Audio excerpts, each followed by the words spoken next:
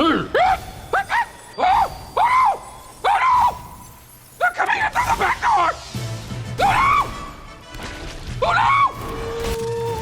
Grab the children! Save the children! Hi everyone and welcome to Priority Holder, and today we'll be playing Grixis Dredge in the Explorer format. Now, we don't actually have any keyword Dredge cards such as Stinkweed Imp or Golgari Grave Troll in here. What we're trying to do is emulate the modern archetype of the same name, which actually uses those cards. And one of the main centerpieces we have is Prized Amalgam. 3 mana 3/3 that while it's in our graveyard, if a creature enters the battlefield from our graveyard, it gets a delayed trigger to return at the next end step. Sort of the easiest way to bring a Prized Amalgam back is with Narcomoeba, a creature that when it's put into the graveyard from our library, we can put it directly onto the battlefield. And so just by incidentally and aggressively self-milling, we can hit a Narcomoeba and bring all of our Prized Amalgams back into play. The other component is Silversmote Ghoul, which at the beginning of our end step, if we've gained 3 more life this turn, we can return it from the battlefield tapped. The only way we actually have to bring our Silversmote Ghouls back is 4 copies of Creeping Chill, which is normally a 4 mana deal 3, gain 3 to the opponent, but the best way to use it is to mill it, and then it'll sort of exile and free cast itself essentially. So that's our way to incidentally bring back Silversmote Ghouls. Sometimes these returning can bring back Prized Amalgam, so you sort of get like a whole recursion loops going on. Another important piece is Haunted Dead, which brings a 1/1 white spirit token into play when it enters, but most importantly, while it's in the graveyard, we could pay 1 and a black, pitch 2 cards to bring it into play, which will bring the amalgams back. And also by pitching cards, we can place recursive threats where they should be in the graveyard. The 1-drop slot is completely dedicated to very aggressive self-milling and a little bit of selection. And the other notable piece we have is Ox of Agonas, which importantly in this deck can escape the graveyard for 2 red mana and 8 other cards that we exile, which is not too hard for us to collect. And it's just another way to refuel our hand and potentially put useful pieces into the graveyard. So it's just another recursive threat and to get some extra value from our graveyard. So let's jump into some games and dredge out our opponents. Alright, a pretty fine hand, 2 different sources of self-mill. Narcomoeba is a little unfortunate. Voldaren Epicure from the opponent, and gonna lead on Minister of Inquiries. Summoning Sick, and just want to get that out of the way and just use it to start milling going forward. Alright, Regal Leosaur into Ornithopter. So this is like the Boros Go Wide deck. I'm not sure how to describe it, but they play a bunch of cheap things and then often mutate a Leosaur onto like an Ornithopter to pump the team. So you can see it's their turn 2. They have 4 creatures in play, so we need to get rolling. And this Ipnu Rivulet is dinging us a bit. Now, you'll notice that I hit full control. It's for this exact reason right here. We hit a Narcomoeba, and holding control allowed us to respond to that with the Minister of Inquiries mill, and we were able to hit a Prized Amalgam. Prized Amalgam needs to be in the graveyard to see the thing entering from the graveyard, and so it in fact saw Narcomoeba, and so that's going to return to play. So you'll see me having to do that a lot. The opponent does Burning Tree Emissary, cracks a blood, and lets the other mana go to waste, the attack in. We're definitely going to trade right now. We are probably favored in the long game, so we want to extend this game out as long as possible. Now, there's a little bit of tension here because we have an energy for Aether Hub, but we also probably want to use it for Minister of Inquiries. So I'm doing the holding control trick right here. It is a little bit risky just binning the lands, but we're probably going to want to mill again anyway. And I'm going to go ahead and mill in response. We don't necessarily need to do it in response to this moment, but if we want to try and like bring back a Silversmote Ghoul, that has to happen on our turn where we gain life. So that is a reason why we're not self-milling on their turn most of the time. Though Amalgam can return on their turn. So another Burning Tree. Must have been their draw this turn because they didn't Burning Tree last turn. Now here's the Regal Leosaur mutate that we were talking about, and why we definitely did not attack with Amalgam. Opponent is crashing in for a lot of damage. And the mutates keep getting worse, so we really want to get rid of that Leosaur if we can. So by using up our energy, sort of made our mana situation a little bit tough. What I'm going to try and do is just play a little defensive, play Narcomoeba and Merfolk Secretkeeper, just try and gum up the board a bit. Okay, so opponent bricked on their draw to send in with the 2/2 flyer. I just passed. So we have another mana source. The mana base in this build is very painful, so we're going down to 9, and we're going to go ahead and use Ox of Agonas. Now, we do have like 4 cards in hand, but they're ones that we can recur pretty easily, so we don't mind binning them. Just sort of re-rolling, see what we get. And we are going to get an Amalgam back for this Ox of Agonas escape. I'm just going to hard cast Narcomoeba. It helps to have extra flyers to deal with their stuff.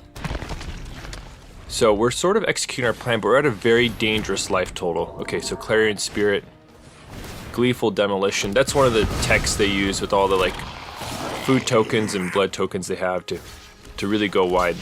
Definitely snapping off this double block right here. I'm very, very happy to see the Leosaur bite the dust. Now we have some options here. I'm trying to think about what to do. Decide first of all to attack, because maybe they triple block the Amalgam and we can bring it back with some Silversmote Ghouls coming back. Alright, so the opponent's just chump blocking and trying to figure out what to do. Creeping Chill seems pretty nice. Gains us a bit of life. And gonna go ahead and play another blocker here just because they still have a ton of creatures. We are getting 3 Silversmote Ghouls back though, which should hopefully allow us to turn the game around pretty quickly. Okay, so opponent bricks, they're attacking in. They're basically conceding here because we have lethal on them. They bricked for too long, and moving on to the next one. Nice win. Now as we move into the next game, please bitter chill the like button, comment and subscribe. It supports the channel and helps you know what the people want. Thank you. Another pretty fine hand.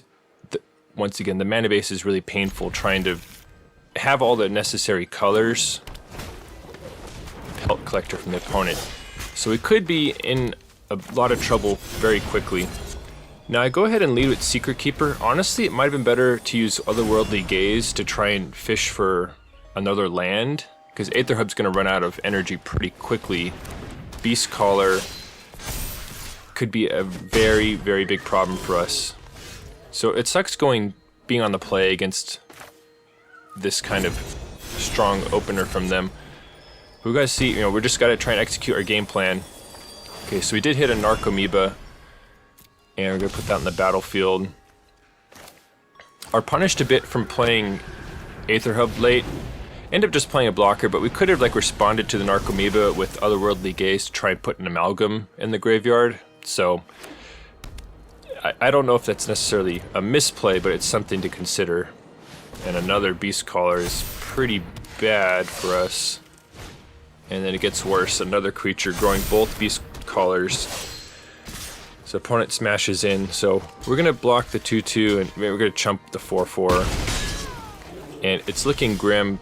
We missed the land drop here. So I think I played it wrong. I think it probably would have been better to guarantee a land with Otherworldly Gaze before going all in on the milling plan. So what I'm doing here is I'm passing with the Haunted Dead activation, but it's looking pretty bleak. And then this is sort of just seals the deal right here. Scavenging Ooze. I mean, we're already very behind, and you can see me accelerating this playback speed right here because although I hang in a little bit longer, we're dead. We can't beat a Scavenging Ooze, especially against this kind of pressure. There are situations where we could just hard cast stuff, but the opponent has 20 power on board and they're policing our graveyard, so there's nothing we can actually ever do. And so yeah, we pack this one in. So that's one way we can lose, is the mana just doesn't quite come together, and then throw in some graveyard hate. We can hold off big creatures though with our endless chump blockers, so it just depends. But the fast land was a nice draw for a painless turn 1 Minister of Inquiries. So, but opponent's gonna have us under the gun. I mean, they're on mono red. Pyromancer. I just love this card. Mostly played it like, I played it M19 limited, but also a little bit of constructed. Just an awesome card. It makes me happy to see people playing it still. Now I make a misplay right here. I should play a land. Okay, maybe I'm thinking something else. So I'm holding full control. Alright, turns out that we're okay. So I was holding it in case Stitcher Supplier milled like a Narcomoeba to try and mill in response to hit the Prized Amalgam. So we do have a Prized Amalgam in the bin now, so that's good to know. Kumano flips. And I'm always checking out the graveyard in this deck to make sure I understand what's going on. And here's me just happily blocking this, wanting to get the death trigger mill 3. But I forgot that Kumano's backside just incidental graveyard hate, so that is really tough. Probably would, well, I don't know if I would have blocked had I known that. Okay, so Narcomoeba comes into play. We will get our Prized Amalgams back, so that's something. We're just gonna hardcast an Amalgam here. We need to just try and we need that Kumano dead because that's gonna really throw off our recursion plan if all our creatures die into exile. So now we just gotta survive. We got a lot of power on board. So Bonecrusher Giant and Play with Fire. Kumano's gonna exile that. So one Amalgam down, and that's really, really rough. Alright, Swift Spear from the opponent. Bonecrusher Giant. And opponent sends in. We're just gonna try and stem the bleeding a little bit. We're gonna chump block the Pyromancer. Alright, so Bitter Chill, we'll probably be hard casting with that at some point to try and gain some life against them. So gonna go ahead and self-mill a bit, see if we hit anything interesting. Ox of Agonas is nice. Don't have any energy left to cast it currently. We have plenty of cards, but no energy. Trying to figure out what to do here. So there's a lot of decision points you run into. It's like, do we shock the land in and Creeping Chill to bring back the Silversmote Ghouls? Do we just hard cast Haunted Dead for 2 more blockers? Do we shock it in and escape Ox of Agonas? Like, I could see arguments for all of those right here. Decide just to play a Silversmote. My opponent has 4 creatures on board, and we're just gonna hold on for a second. And allows us to not have to shock that land in against mono red. Definitely want Etching of Kumano to die. Embercleave would be horrific here. We just would lose. Bonecrusher is also not great. We get them down to 1 creature, but we get all of our recursive pieces exiled. So we are feeling the pain a bit right here. Decide this is probably the window to Creeping Chill. Well, actually, no, not Creeping Chill. I was thinking about it, but we really should probably commit to the board to just fend off their creatures. Like, Creeping Chill would basically just protect us for like 1 turn, so hitting an Narcomoeba there is nice. Okay, so I decide to escape Ox of Agonas, and now I'm triple speed. And then I'm faced with the decision here. I have 7 obvious cards to exile, and then I have to pick one of Haunted Dead or a Silversmote Ghoul, and I'm like agonizing over it, and the correct choice was Haunted Dead, because I'm gonna discard another Haunted Dead right now, but I was panicking anyway. So that was a misplay right there, so now we're -1 Silversmote Ghoul in the graveyard. That's just an unforced error. And it's especially bad because we have a Creeping Chill in hand. Like, we know we can get it back soon, so that was a little rough. I think I was just wanting to make sure I had another thing to recur. Anyway, that's why you pay attention to what's in your hand when you're discarding with Ox. So we lose a bunch of creatures, but we're very okay with the exchange. Opponent no longer has a board presence, and we have a reasonably stocked graveyard. Would have loved an extra Silversmote Ghoul, but we'll have to live with that decision now. And once again, it's like, well, what do we do? Do we escape an Ox? We really want to cast Creeping Chill. Decide just to start with playing Minister of Inquiries, because its energy can fuel our already activated, or one that we can activate. Okay, so we hit another Narcomoeba, that's nice. Helps us avoid getting blindsided by like a haster. And we're gonna go ahead and fire off Creeping Chill. Go ahead and play our last land. We have ways to refill our hand with Ox. Now we get one ghoul back. Once again, it would be nice if those were 2 ghouls. Bone Crusher Giant from the opponent. Now we have to note that they have Ramunap Ruins and Den of the Bugbear. So they have quite a bit of reach sitting over there that we have to just be careful about. So decide to lead with some self-mill here. Holding control in case we need to like activate Otherworldly Gaze in response or something. Didn't really feel the need for it right there. Alright, we're going to go ahead and use Otherworldly Gaze. And just going to go ahead and bin everything. It just fuels the Ox of Agonas we have if we would just load up our graveyard. Decide we could just hardcast Haunted Dead. And just wait a little bit longer on Ox of Agonas. Might as well use like a somewhat useful card. And we found a second Silversmote Ghoul, so that's nice. Okay, Pyromancer comes in, dings us to 8. We're in a very dangerous life total right now, especially with like all of our pain lands, like Mana Confluence. The opponent finds Skewer the Critics, and we know they have a Play with Fire accessible to them. We're only at 5, and they have Ramunap. So what I'm doing here, so opponent has 2 blockers. Currently, we can deal... I'm trying to figure out how much damage we can deal. I think I actually miscalculate how much damage can we deal. I thought we could deal 7 damage, so I'm looking for how many Creeping Chills are available.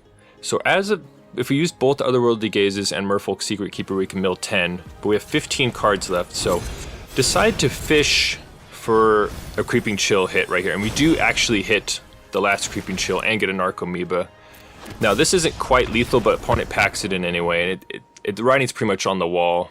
For them to survive, they'd lose all their creatures, and they probably wouldn't quite get there, though there might have been a combination of burn. Well, actually no, with the Creeping Chill life gain, there's no longer a combination they could hit, so unless they had some really crazy like skewer their... Anyway, on to the next one. Once again, starting off with Minister of Inquiries. This hand is a little bit sketchy. We have a lot of stuff that we don't want to see in hand. Now this right here is a misplay. I should have put Mana Confluence into play or Shock to Land into play. So opponent is thinking about doing something to us, and they end up exiling our creature. Now here's an instance where not having that mana is rough, because we actually hit a Narcomoeba and a Haunted Dead. And if we put a land into play and had been holding control, we could have used Haunted Dead to pitch Prized Amalgam like Ox of Agonas, and then gotten the Amalgam directly into play. So we could be starting the turn with the Prized Amalgam in play had I not misplayed. But it's like, it's not a misplay they're always very conscious of. So you just have to be ready for anything in this deck, and often holding control to be able to respond to yourself is very necessary. So we could have already attacked in for 3 with an Amalgam at this point. So we'll have to see if it comes back to bite us. And on the opponent's side of the board, they played a Strict Proctor and got a Lotus Field into play for full value, not sacking any lands. So go ahead and play a tap land and decide to play like... I should have just hard cast a Silversmote Ghoul. I don't know what I was thinking. But hard casting that just is another threat that their Proctor can't profitably blot. So, and the other thing is, Strict Proctor is insanely good against us. The opponent decides against the attack. Turns out we have a million enter the battlefield abilities. Haunted Dead, sure we're going to put it in, but it's extra spirit it brings along is going to get countered. Minister of Inquiries, enters the battlefield, gets energy, which gets countered by Proctor. Stitcher Supplier gets countered by Proctor. Even like a Narcomoeba coming from the graveyard, Strict Proctor is going to counter the Prized Amalgam trigger. So like this is actually a horrific spot we're in right now, because Stitcher Supplier effectively costs 3 mana. So I'm trying desperately here, but I'm going to fire off Creeping Chill to bring a Silversmote Ghoul into play. But it just feels like the Strict Proctor is doing insane work against us. And it's not something I would have thought like, oh, we're an Enter the Battlefield trigger deck, but we definitely are. Now, Dream Trawler on the other side is really bad. Now, once again, Strict Proctor's countering all of our Enter the Battlefield things, so this is just a 5-mana 4/2. It's not going to pitch our hand. So opponent just has infinite Lotus Fields over there, and a Dream Trawler, which is going to just give them a ton of life. And the game's quickly getting out of reach. We need to move quickly. So Teferi's going to prompt Dream Trawler a little bit more. And when Dream Trawler attacks, it's going to get another trigger up to 6. So the game's getting out of reach. I mean, we have a big board right here, but you're about to see like how this deck closes the game. You see how much mana they have access to. On our draw step, they're going to discontinuity us. And if they cast it for full value, they can end our turn. So it's effectively an extra turn spell. Now, we do have some responses, but they were just, you know, not very useful. So I'm hanging in, but it's effectively game over because look how much mana they have access to, plus Memory Deluge, plus Teferi untapping stuff, plus Dream Trawler drawing and getting their life. So they basically have the game locked up. I'm hanging on for dear life. I'm going to definitely chump this time to try and preserve our life, but their life total is getting out of range quickly. And we're basically hoping right now that they don't have another discontinuity, but how much card selection and just raw card draw they have, it's pretty bleak for us. Now I'm going to return Haunted Dead at this point, just to try and add even more to the board. We can actually pay for Strict Proctor right now, so we're going to pay for it. Get our Spirit. And we got the draw step stop, upkeep stop. And here comes another discontinuity, so they get another turn. And I'm holding on still, but seeing Shark Typhoon is enough for me. They're going to start amassing a ton of sharks. We'll never get through it. So that's a loss to blue-white Lotus Field control. And yeah, just got rocked by Strict Proctor right there. But this is a start we'd like to see. Turn 1 Minister of Inquiries. Island from the opponent. Now you see me being a little more careful this time. Shocking that in because of what happened before. Not having enough mana to respond to myself with stuff, but holding control to use Stitcher Supplier, possibly respond with Minister. Nothing super useful yet. Okay, so we did get a Creeping Chill and have a Silversmote Ghoul, so that turned out to be pretty nice right there. Island and pass from the opponent, so still not sure what they're doing over there. Have one more energy, so we're going to hit ourselves again with the mill. Creeping Chill, so I mean it's going to ding them for 3 damage for free. Don't have any more Silversmote Ghouls to bring back at the moment. Gonna smash in for 4 damage. And you're seeing right now a start on like sort of like a broken start for Dredge. Like the opponent's at 10 and they haven't even played their 3rd land yet, and we have a lot of power on board. So now they play land 3 and pass. So really unsure what they're doing over there. But I'm going to start off with just an attack. Okay, so here's a Shark Typhoon. So we're going to create a 1/1 Shark and take down one of our Silversmote Ghouls. Block some damage. But the opponent's in big trouble. I mean, they're at 5 life, and we have tons of gas in the tank. Like, we've barely even started making things difficult for them. So we're going to add 3 more power to the board and just sort of make them deal with it. We can refill with the Ox already also. Tempest Djinn from the opponent. So I don't know if they're like tempo or control. Hard to tell. So we're going to attack in because we're presenting them with lethal at the moment unless they do something. And turns out it works and we win the game.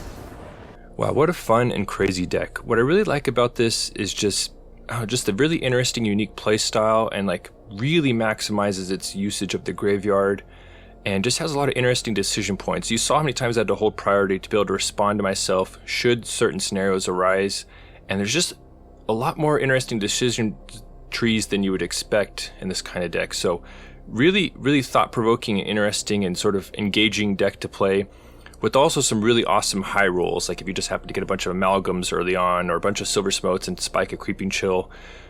So the highs are high, the lows are also pretty low, with like incidental graveyard hate being more and more prevalent, like just random graveyard trespassers or scavenging oozes, stuff like that. So it is something to watch out for. Like, it is very one-dimensional in that aspect, but just a really fun deck to play. I do feel like, I'm not sure how competitively viable it is. Like, I think you have to sort of work harder than it's worth, if that makes sense, but it's just such a satisfying deck to play.